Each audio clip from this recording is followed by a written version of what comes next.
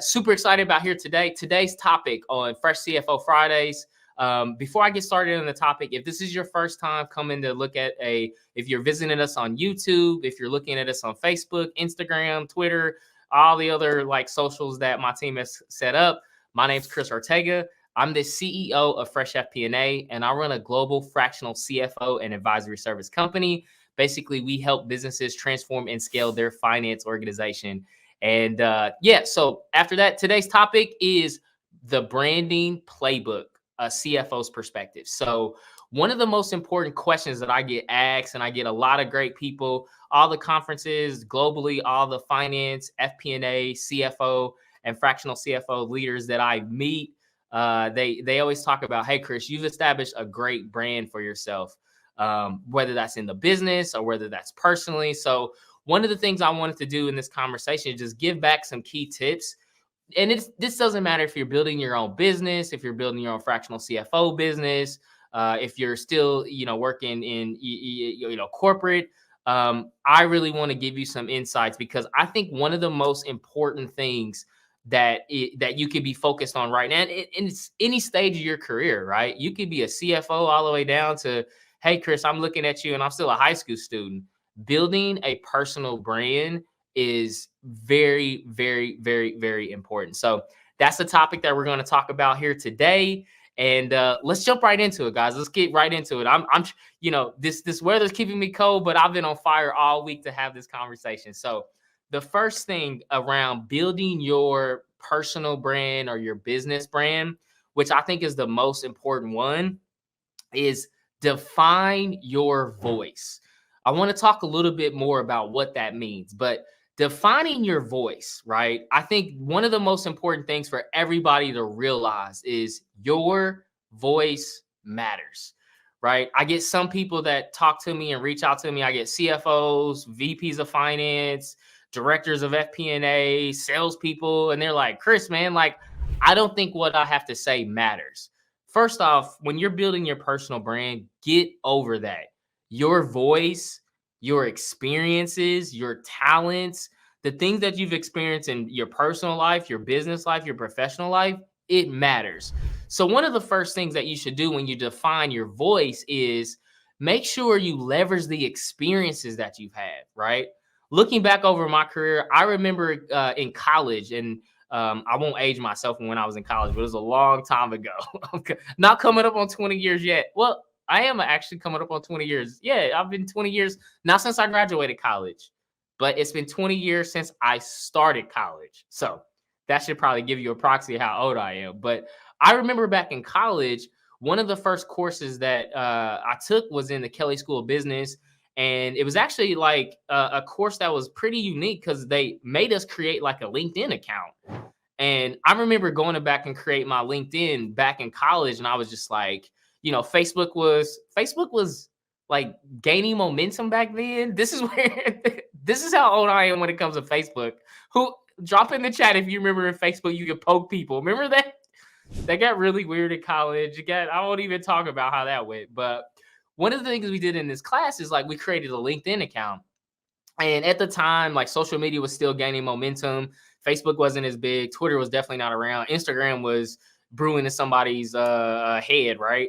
But I created this LinkedIn account. And I was like, I knew right then and there, I was like, I want this to be like my landing page that if anybody looks at me on the internet from a personal perspective, even though I was in college, I was like, I want this to be my landing page for anything professionally, right? Let Facebook be for what I'm doing on the weekends and everything else in college. But LinkedIn was going to be my first place, right? So from there, I made sure that I captured experiences that I had. I made sure I got recommendations. I made sure I stayed on top of that. So the first thing in that defining your voice around building your personal brand or your professional brand is leveraging that experience that you have. You got to start, right?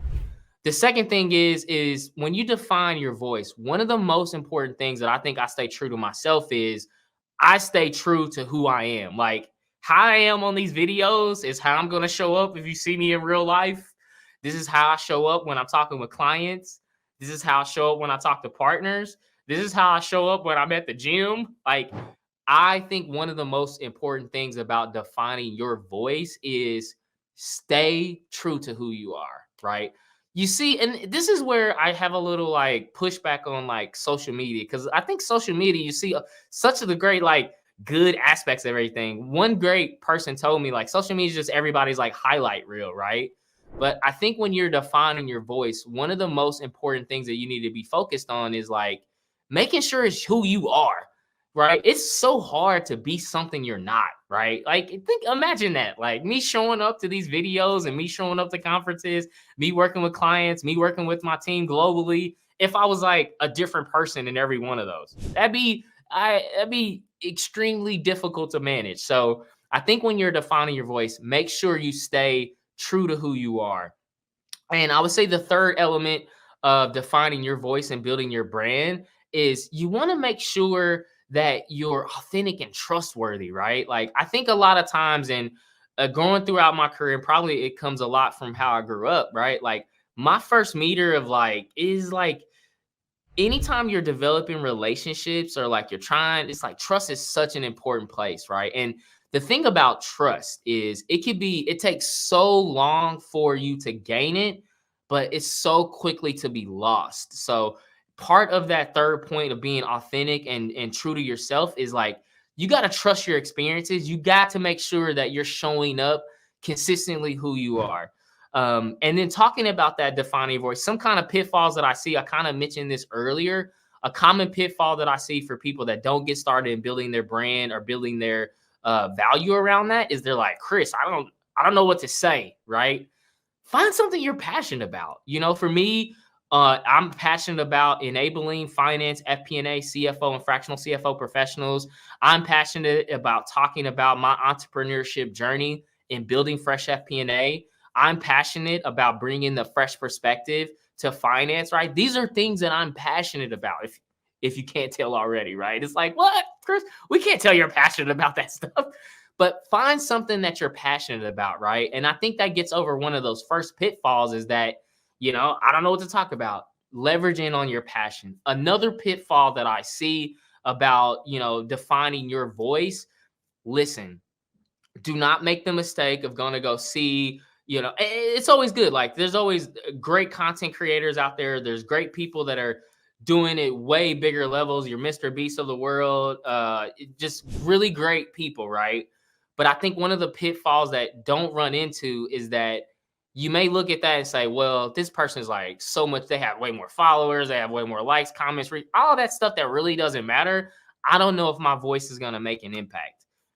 Don't don't go into that negative route with that, right? You never know about your experience or your learning that you had or the opportunity that or the struggle that you're going through can be so impactful to so many other people. So do not fall in that pitfall. Those two common pitfalls I see in terms of defining your voice is that I don't know what to say, and is it really going to matter what people have to say? You got to start. So that's my first piece of advice around developing your brand. Let's jump into the second one. The second one, now you said, hey, Chris, I've defined my voice. I found my passions. I trust. I'm showing up vulnerably. I'm showing up authentically to who I am. I'm ready for that next step. The next step in this branding process now is like, you want to start showcasing that expertise, right? And this showcasing the expertise can come down to, you know, this could be videos. Maybe some people aren't a lot of videos. I love videos because for me, getting in like typing and like sitting there through and like typing everything out, or, you know, it just takes too long. And I'd rather just get in a video, get in a conversation and talk to people directly. So you want to start showcasing that expertise, right? And that's through various channels, right? That could be through Facebook, that could be through Instagram, that could be through X, Twitter, right? That could be through LinkedIn, that could be through YouTube, that could be through a lot of different avenues, but you want to start showcasing that expertise. Really a great person that I was able to meet last year and coming up the conference circuit I was at was actually not a finance person. They were actually a marketer. And what they did a really great job in marketing is like they were a marketer that helped professional services companies like contractors and like people that work in the healthcare space to be better marketers for their business, right? A common pitfall that they've seen and through their and this is their experience, right? Like they came up in helping connect people to like autistic based services.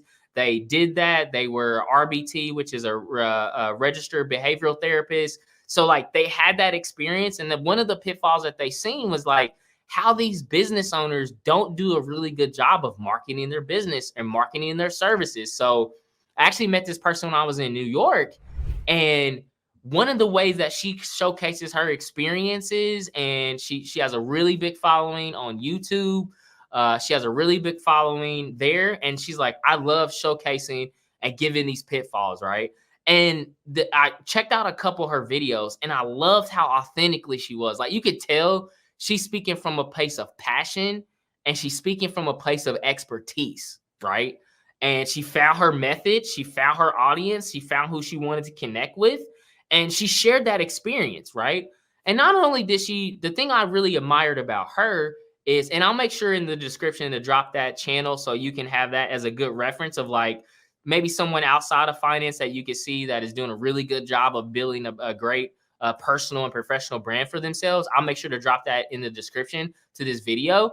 But I loved how she connected the dots and not only showed like she gave like really common pitfalls and struggles that she was having, and not only building her business, but also in some of the experiences that she had in working with some of the companies that she was working with. So my second point around that is you want to start showcasing that expertise, specifically talking to finance, accounting, FP&A, CFO, and fractional CFO professionals, right? A common way to showcase that experience is LinkedIn, right? I mean, you see it all over the place. LinkedIn is one of our primary social channels that we have here at Fresh FP&A. So you can leverage that and show that expertise, right? And it's a lot of different methods you can show it. It could be video, right? Some people are really great at video. Some people are like, nope, I'm not doing that. Some people, it's really insightful insights, right? Some of it is like use cases and client testimonials that you can have, right? So what you want to do around that showcasing your expertise is, I look at it as building like a portfolio, right? Like whatever means that you want to establish your brand, there's different portfolio avenues that somebody can engage with it on, right? I know for me personally in building my brand, I love video. Video is just like my thing. Like I love it. My team, we made a significant investment in building an entire content thing around it, content studio, equipment.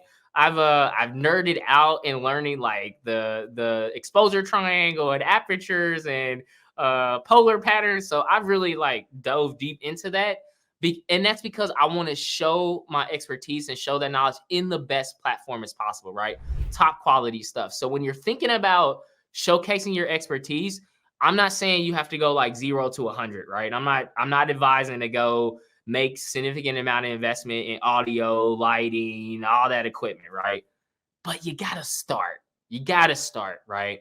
You got to start showcasing that expertise. And it kind of gets back to the first point we talked about before, where it's like, people were like, well, I don't know what to say. I don't know if my voice actually matters, right?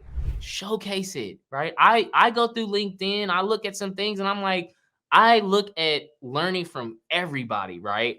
So that would be that second point around showcasing that expertise, some common ways to do it, finding the methods and avenues you want to talk about. I think sharing experiences that you've learned, right? Here's a great thing that I think every professional has gone through, right? You know that like this SMART acronym, right? Specific, measurable, achievable, relevant, and time sensitive, right?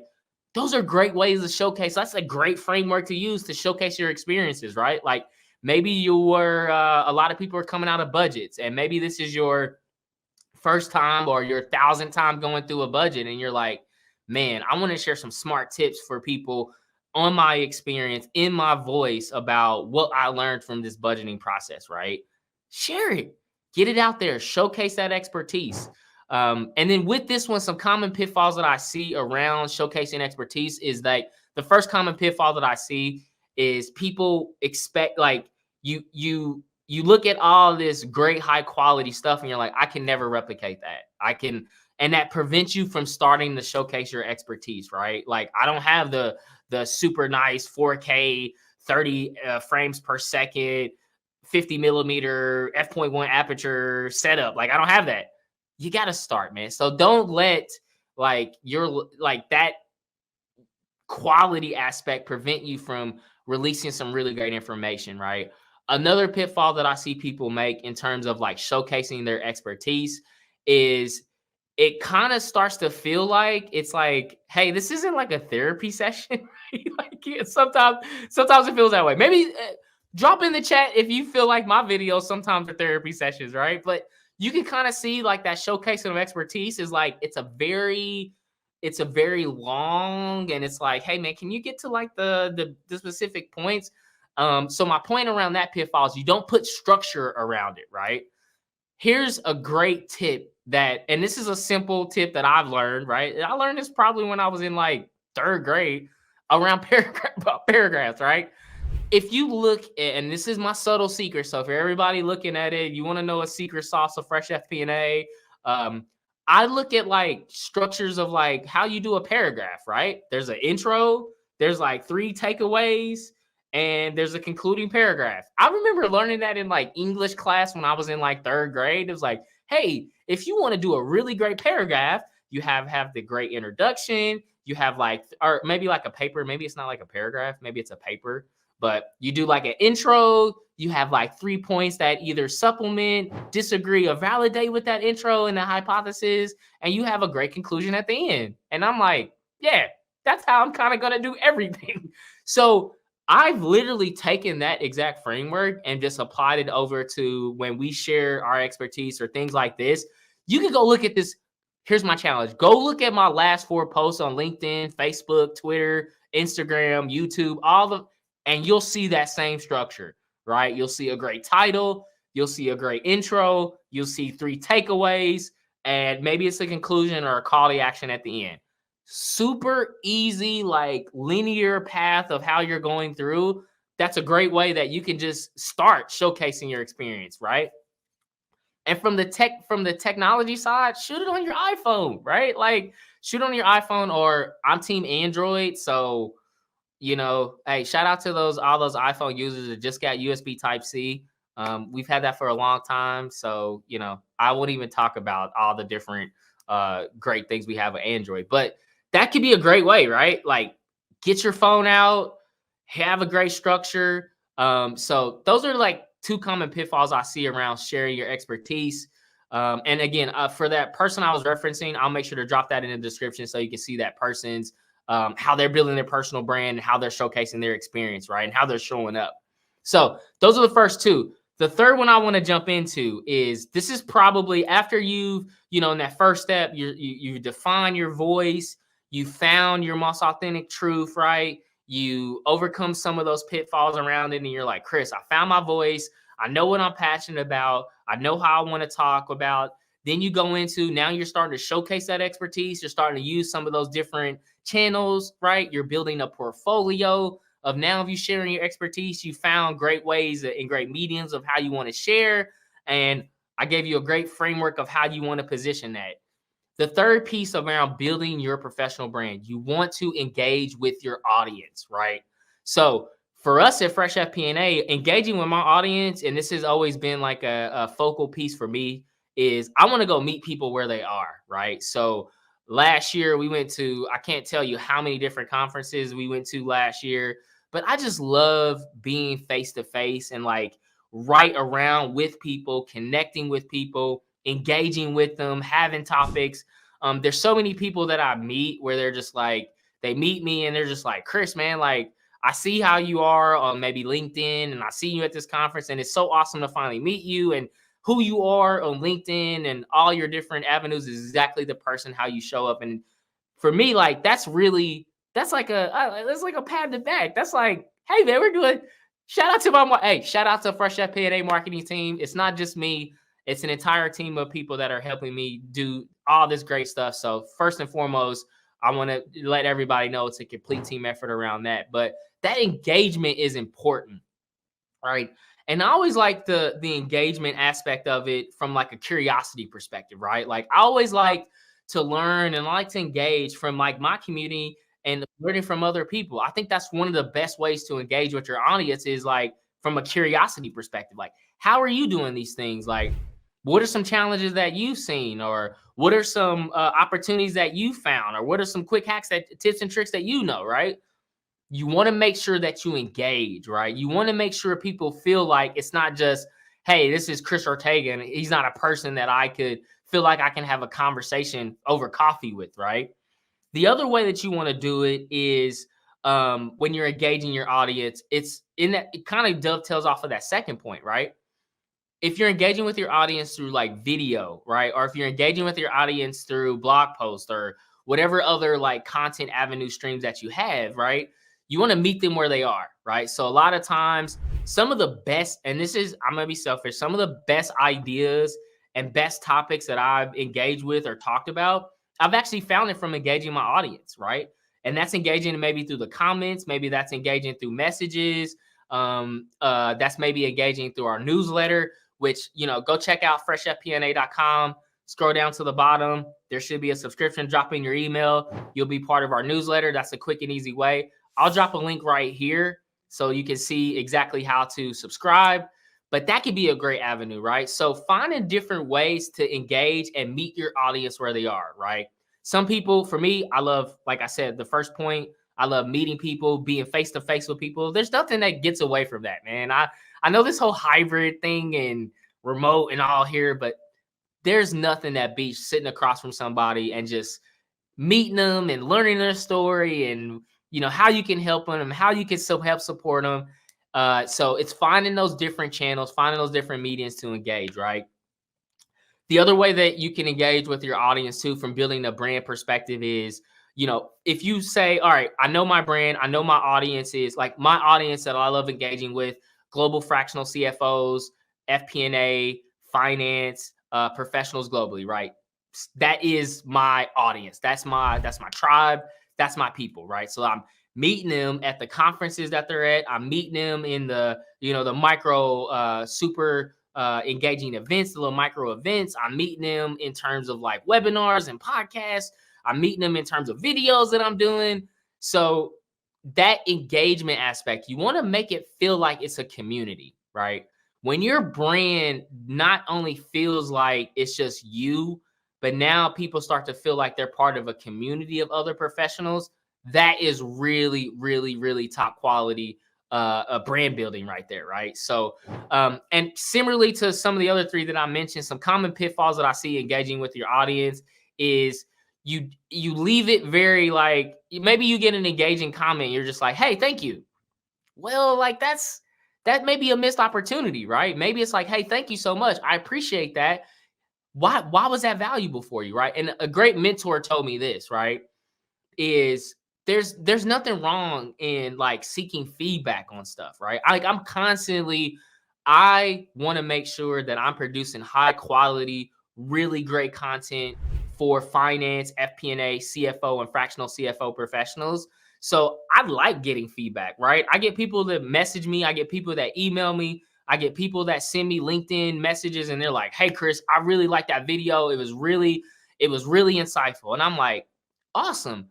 Tell me what you found insightful about the video," right? Found awesome, right? And that's a great way of engaging with your audience to get like real-time feedback. Another question I love to ask is like, "Okay, you found that great. What are some ways that you think we could have done better?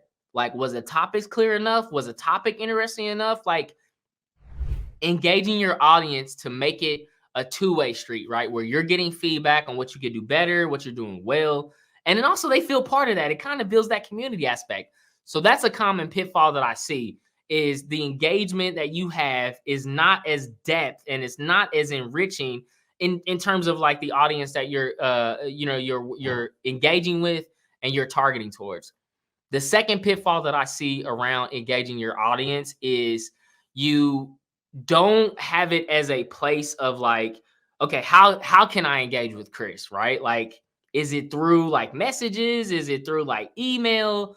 So that engagement, it's like really hard for people, right? Sometimes on social media, it's really easy. It's a post, it's a comment, right? And a lot of times what I see sometimes in engaging is like people don't actually respond back to those, right? Like I said before, some of the best topics, some of the best feedback, some of the best information that we've gathered has come from like our community. The comments that I've seen, the impact, the advice that people have said, the face to face where people are like, "Hey, Chris, have you thought about this?" So that's some common things that I see around some of the pitfalls that people make, specifically around building their brand, right? And I would say like a bonus one. Here's a bonus one in terms of building your professional brand. So we talked about, let's go through the top three again, right? Defining your voice, hugely important. The second one that we talked about was showcasing that expertise, looking at those different avenues. How do you want to showcase it? The third one was engaging your audience. I would say the fourth bonus one to building your professional brand is this is a Jay-Z quote, right? And I think this is so important. I live by this, right? Jay-Z said in a song, I don't know the exact song, but he's like, we don't talk about it unless we lived it, right? Lived, shared experiences that you've gone through is the biggest source of value in building your brand, right? And you can know, right? And that's the here's the downside of like social media. People can be whoever they are, right? People can show up, and I've met people that I'm completely surprised about the audience that they talk to and what they're doing, and they never like actually like lived in that shoe, right? And I find that like super interesting, right? Like you're talking, you're giving advice, you're giving insights, you're, a champion, you're doing all this stuff. But when you look at your background, the experience, like you never lived that. So how could like I've never been able to reconcile that, right? And I think it gets back down to like if what your words are and your actions don't line up to me, I have a hard time like really getting into that. So my bonus tip is if you wanted to take away like right now around that bonus tip, think about those shared experiences that you have. Think about the thing, and this can be personally as well. A lot of what I've personally gone through in my life, I talk about in building fresh FP&A, right? I talk about in, helping bring on high growth companies to provide fractional CFO and advisory services, right? Like I live these situations, right? So one bonus tip that if you want to start really building that professional brand, look inwards and say, what are some of those shared experiences? What are some of those things that I can talk about that I lived, right? That's so valuable, right?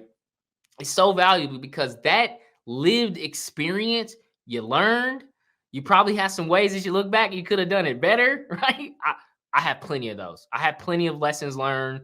Some of them are business related. Some of them are boxing related. Some of them I have every day. I look forward to getting lessons learned that I have. So that's a bonus tip for you is like looking through some ways of like, how can I look back over the shared experience that I've had and leverage that to help define my voice, to help, share my experiences, to help develop that engagement that I want for my audience. So that would be a bonus tip that I would add in terms of building your professional brand. And, for me, in conclusion on this, topic, I think like when you think about your brand, right? This is how you want to show up, right? This is how you want to show up every day for your business. Make sure you're staying true to who you are. Make sure you're authentic. Make sure you're bringing your passion forward, right? Another thing, I love these tips, right? Because I get going. I have all this wealth of information I want to share with everybody. Here's the thing about building your brand. Another bonus tip. This is number 5 now. We're up to 5. Okay, guys. Okay. I'll stop at 5. I got plenty of more. I'll make sure, and we're going to turn this into a blog post, and it'll be all this information we'll give you. But a bonus 5th one that I would say is like really, really important in building your professional brand is specifically around like, I talked about all those other ones. And for me, like it's specifically around, I love like having that ability of like showing my passion, right? I think when you're building a brand, here's the thing. I get so many people that you can tell that they're 1000% locked into their brand because the passion comes through, right? The passion, the energy, the excitement, right? if you take two people, take person A, they're like, yeah, I'm really excited about sharing my experience of going through building a fractional CFO company. That's person A. Now you get person B where there's like, man, I can't wait to share this with you. Can't wait to share this excitement, these lessons learned. Here's the key takeaway from that around building your brand.